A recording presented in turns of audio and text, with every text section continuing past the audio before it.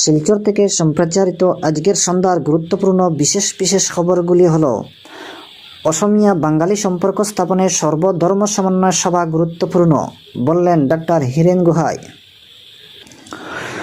অন্যদিকে 50 বছর পর চাঁদে আমেরিকা।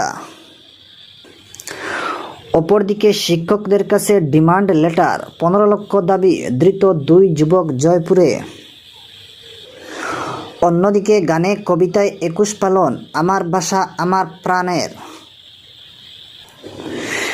অপরদিকে আজ শুক্রবার হাইলাকান্দি ও করিমগঞ্জে রাজ্যপাল।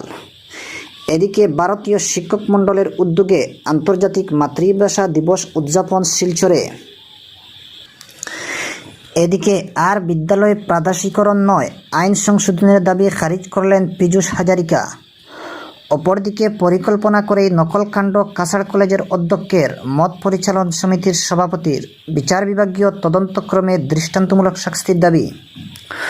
অন্যদিকে বন্যা নিয়ন্ত্রণে 4100 কোটি ঘোষণা কেন্দ্রের, প্রাধান্য উত্তর পূর্বাঞ্চলকে।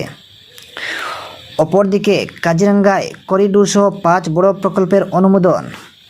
এদিকে রাজ্যের গ্রামে এখনও বিকাশের নতুন গতি, বললেন হিমন্ত বিশ্ব শর্মা।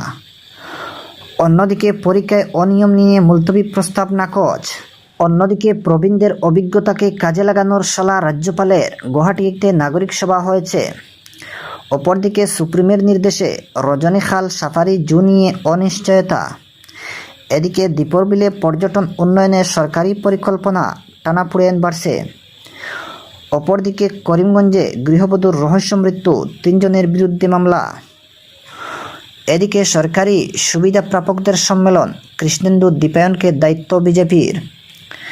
অপরদিকে অঙ্গনওয়াড়ি কর্মীদের পারিতোষিক বৃদ্ধির দাবিতে জল টানলেন অজন্তা। এদিকে বিতর্কিত রায় বদল মণিপুর হাইকোর্টের। এবং সর্বশেষ খবরটি হচ্ছে, মানকাচরে বিএসএফের গুলিতে হত 1, বিশেষ পদ্ধতিতে গরু পাচার। দর্শক বন্ধুরা, এতক্ষণ শুনলেন খবরের শিরোনাম। এবারে কয়েকটি খবরের বিস্তারিত আলোচনা শুনেন। অসমিয়া বাঙালি সম্পর্ক স্থাপনে সর্বধর্ম সমন্বয় সভা গুরুত্বপূর্ণ, বললেন ডাক্তার হীরেন গোহাই। অসমিয়া ও বাঙালি জাতির মধ্যে উন্নত মানের সম্পর্ক স্থাপন করতে হলে সর্বধর্ম সমন্বয় সভার হস্তক্ষেপ গুরুত্বপূর্ণ হবে বলে মত ব্যক্ত করেন প্রখ্যাত সাহিত্যিক ও বুদ্ধিজীবী ডাক্তার হীরেন গোহাই। বরাক উপত্যকার সর্বধর্ম সমন্বয় সভার কর্মকর্তারা গুয়াহাটি মহানগরীতে কর্মসূচির ফাঁকে আন্তর্জাতিক মাতৃভাষা দিবস উপলক্ষে হীরেন গোহাইয়ের মতামত নিতে গেলে এই মন্তব্য করেন তিনি। হীরেন গোহাই বলেন, প্রকৃত অসমিয়া বা বাঙালিরা হিংসাত্মক কর্মকাণ্ডে জড়ায় না। রাজনৈতিক স্বার্থান্বেষী তৃতীয় পক্ষ উগ্র সুরসুরি দিয়ে উভয় জাতির মধ্যে হিংসা ছড়ায়। দুর্গোৎসবের বন্যার ছেঁড়া কাণ্ডে তো জড়িত থাকে তারা। সমাজ ও ঐতিহ্য সচেতন নাগরিকরা এই চক্রান্তকে প্রতিহত করতে হবে এবং উভয় জাতির মধ্যে সম্পর্ক স্থাপনে জোর দিতে হবে, বলেন ডাক্তার হীরেন গোহাই। এদিকে সর্বধর্ম সমন্বয় সভার কর্মকর্তারা গুয়াহাটি খানাপাড়া নিকটবর্তী university of science and technology Meghalaya USM পরিদর্শন করেন। ইউনিভার্সিটির আচার্য ডাক্তার মহবুবুল হকের সঙ্গেও মত বিনিময় করেন সংস্থার কেন্দ্রীয় সাধারণ সম্পাদক এইচ আমির হোসেন, সমাজকর্মী আবুল কালাম বাহার, খাজির উদ্দিন, আফতার হোসেন মামুন প্রমুখ প্রতিনিধি দলকে আপ্যায়ন করা হয় ইউনিভার্সিটির পক্ষ থেকে। অন্যদিকে শিক্ষকদের কাছে ডিমান্ড লেটার, 15 লক্ষ দাবি, ধৃত 2 যুবক জয়পুরের। প্রাথমিক বিদ্যালয়ের শিক্ষকদের কাছে অর্থ দাবি করে ডিমান্ড লেটার পাঠিয়ে ধৃত 2 যুবক। এই ঘটনা সংঘটিত হয়েছে জয়পুর থানা এলাকার দিগলিতে। জয়পুর রাজবাজার প্রাথমিক শিক্ষাখণ্ডের অধীনে দিগলি গ্রান্ট এলপি স্কুলের শিক্ষকদের কাছে অর্থ দাবি করে দরজার ফাঁক দিয়ে ভিতরে ফেলে রাখা হয় একটি চিঠি। গত 15 ফেব্রুয়ারি স্কুলে গিয়ে প্রধান শিক্ষক সন্তোষ আচার্য দরজা খুলে দেখেন একটা চিঠির মতো কাগজ পড়ে রয়েছে। তিনি সেই চিঠি পড়ে হতচকিত হয়ে যান। এতে 15 লক্ষ দাবি করেছে অপরিচিত একটি সংগঠনের কর্তা। প্রধান শিক্ষক বিষয়টি বিভাগীয় ঊর্ধ্বতর কর্তৃপক্ষের নজরে আনেন। শিক্ষা বিভাগের পক্ষ থেকে জানানো জেলা পুলিশ সুপারের কাছে পুলিশ সুপার জয়পুর থানার ওসিকে তদন্তের নির্দেশ দেন।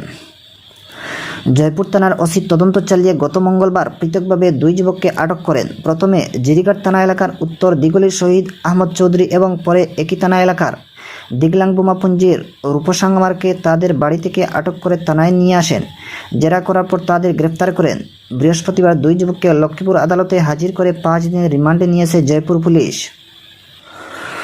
অপরদিকে আজ শুক্রবার হাইলাকান্দি ও করিমগঞ্জে রাজ্যপাল অসমের রাজ্যপাল গুলাবচাঁদ কাটারিয়া 2 দিনের সফরে 23 ফেব্রুয়ারি বরাকের 2 জেলায় আসছেন। রাজ্যপাল গুলাবচাঁদ শুক্রবার বেলা 1:15 রাজ্যপাল হাইলাকান্দিতে এসে পৌঁছাবেন। এরপর 3:30 থেকে সন্ধ্যা 5:30 পর্যন্ত হাইলাকান্দিতে প্রশাসনের শীর্ষ আধিকারিক সহ বিভিন্ন সিকিউরিটি এজেন্সির কর্মকর্তাদের সঙ্গে এক বৈঠকে তিনি মিলিত হবেন। 5:45 নাগাদ রাজ্যপাল কাটারিয়া করিমগঞ্জের উদ্দেশ্যে রওনা হবেন। তিনি করিমগঞ্জ সার্কিট হাউসে রাত্রিযাপন করবেন। পরদিন অর্থাৎ 24 ফেব্রুয়ারি শনিবার সকাল 9:30 রাজ্যপাল করিমগঞ্জ জেলা আয়ুক্ত কার্যালয়ের সভাকক্ষে জেলা আয়ুক্ত, পুলিশ সুপার ও সুরক্ষা এজেন্সির কর্মকর্তাদের সঙ্গে বৈঠক করবেন। পাশাপাশি ওই একই স্থানে সরকারি উন্নয়নমূলক কাজকর্ম ও বিভিন্ন প্রকল্পের অগ্রগতির খোঁজ নিতে জেলার বিভাগীয় প্রধানদের সঙ্গে বৈঠকে মিলিত হবেন। তারপর রাজ্যপাল করিমগঞ্জ জেলার নিরালাস্থিত বরাক ভ্যালি ইঞ্জিনিয়ারিং কলেজে সফর করবেন। এরপর ওই দিনই তিনি আলেখারগুলি স্থিত ইন্টিগ্রেটেড ফার্মিং গ্রুপের সঙ্গে মিলিত হবেন। এই অনুষ্ঠান শেষে রাজ্যপাল শিলচরের উদ্দেশ্যে রওনা হবেন। শিলচরের বিভিন্ন কার্যসূচিতে যোগ দিয়ে দিশপুর ফিরে যাবেন। দর্শক বন্ধুরা, আজকের সন্ধ্যার গুরুত্বপূর্ণ বিশেষ খবর এখানেই সমাপ্তি।